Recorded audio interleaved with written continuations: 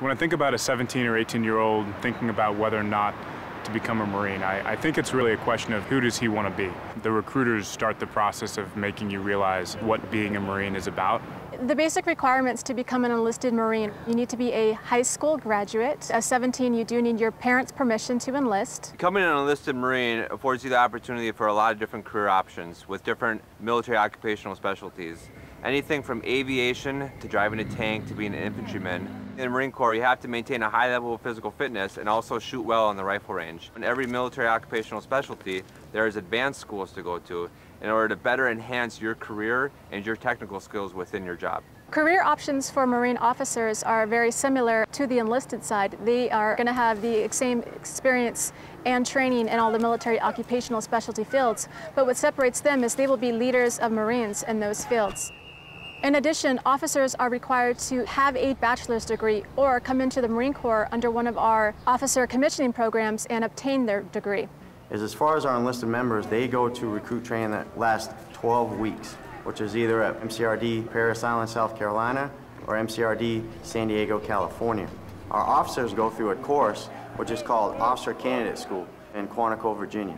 There are multiple options out there to transition from enlisted to officer, whether you have educational credits, college credits, whatever the case may be. The Marine Corps will send you to college for 4 years to get your degree, and then you come back as an officer. If you already have your college credits and you're in, there's a program where you just go to the OCS, pass selection, and become an officer. So there's other routes out there and other options. After you finish with Officer Candidate School and the basic school, when you go to your unit, you lead Marines right off the bat. The Marine Corps Reserve is very similar to active duty. In fact, the basic screening requirements are the same, and those individuals who want to be a reservist go to recruit training, Marine Corps combat training, and also their military occupational specialty school. The reserves is one of those things that is so critical to our forces now. In the past, there was that division, active and reserve, but over the course of the last 20 years, the commandants have made a concerted effort to break away from that division in the service. So now we're one force, and we are there to fill certain gaps.